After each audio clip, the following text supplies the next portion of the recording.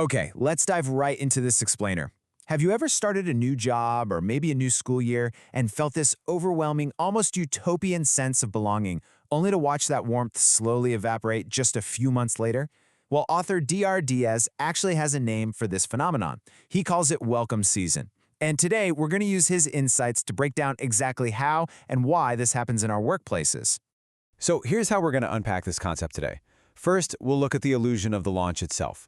Then, we'll dig deep into the systemic incentives for performative inclusion, track what actually happens when that warmth fades, examine the logic of institutional bullying, and finally, look at how we can break this cycle for good. All right, part 1. The welcome season illusion. To start us off, let's look at what happens at the very beginning of a new program cycle or school year, specifically in agencies serving communities of color. Picture this. Diaz describes this incredibly upbeat launch environment. The literal welcome mats come out, the banners go up, icebreakers are enthusiastically planned, and leadership is up there giving passionate speeches about unity, diversity, and how, hey, we are all family here. During this period, marginalized employees, Latino, Black, immigrant, LGBTQ+ staff who have honestly learned to measure their workplace safety in very small doses, they finally allow themselves to just exhale. Because, this initial burst of warmth creates a tantalizingly real feeling of belonging. The energy feels completely genuine, everyone leans in, and staff truly feel seen. But here's the catch. This intense, positive launch essentially sets the stage for a pretty severe emotional whiplash that follows shortly after. Which brings us to part 2, incentives for performative inclusion. Now, you might be wondering, why do institutions put on this massive, elaborate show if they have no intention of maintaining it? Well, Diaz points out that schools, nonprofits, and government programs aren't necessarily acting out of malice at the start. They're acting on institutional incentives. New initiatives need diverse faces for their promotional photos, right? They absolutely need multilingual staff to actually reach and enroll multilingual communities.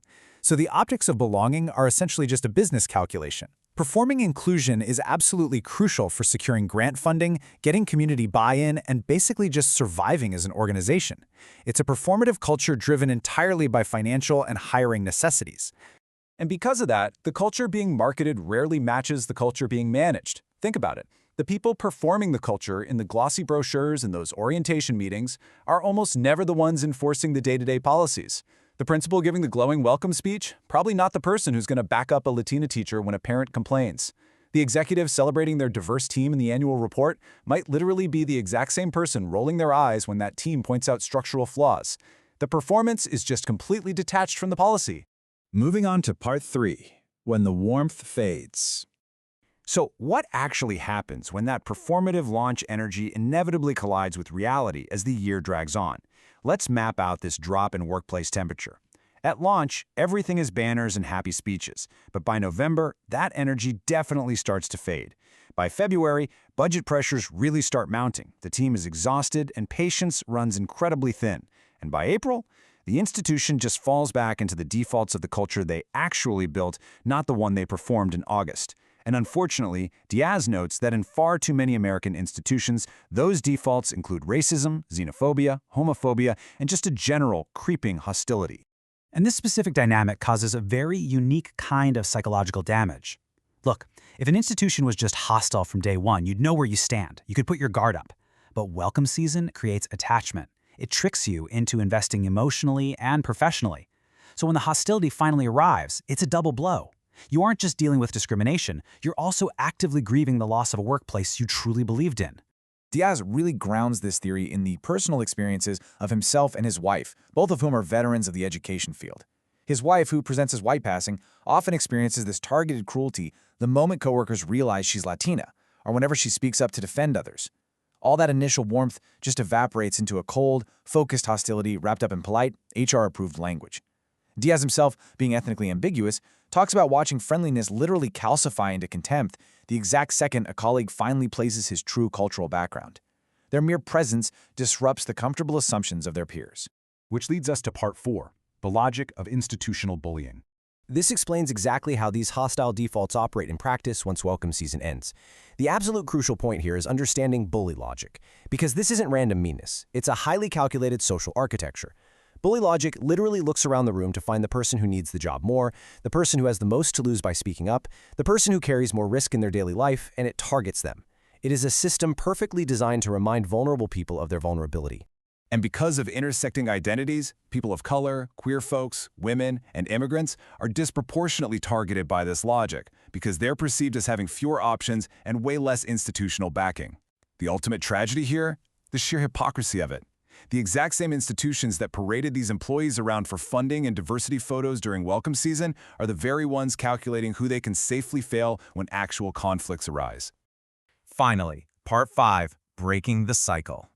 It's a heavy realization for sure, but Diaz insists this damaging cycle is not inevitable. But fixing it, that requires concrete demands for systemic change, not just another welcome mixer. First off, institutional accountability has to extend way beyond November. It needs to be a year-round reality. Second, supervisors actually have to back up their employees when conflict arises, not just when the sailing is smooth. Third, and honestly maybe most importantly, organizations have to stop treating diversity as a recruitment metric to win grants and start treating it as an ongoing practice of institutional protection. Those most at risk need the most structural support, period. We also have to completely change the advice we give in these situations. Telling targeted, vulnerable employees to just keep their head down or rise above it. That places the entire burden right on the victim's shoulders. It completely ignores the systemic accountability needed for the aggressors. You simply cannot give unequal advice to the targets while turning a blind eye to the people actually doing the targeting. Ultimately, Diaz reminds us that the responsibility falls heavily on the rest of the workplace, the coworkers, the bystanders, and the people who benefit from the current comfortable dynamics. We've all got to recognize welcome season for what it truly is, a performance. And it is a performance that only becomes a real promise if we actively insist on holding the institution to its word every single month of the year. So as we wrap up this explainer, I really want to leave you with this final thought to consider about your own workplace, school, or organization. Look past the banners. Look past the orientation icebreakers. Is your institution's inclusion a year-round promise backed by real policy? Or is it just a seasonal performance designed to secure the bottom line? Thank you so much for exploring this fascinating and critical dynamic with me today. Keep asking the tough questions, and I'll catch you in the next explainer.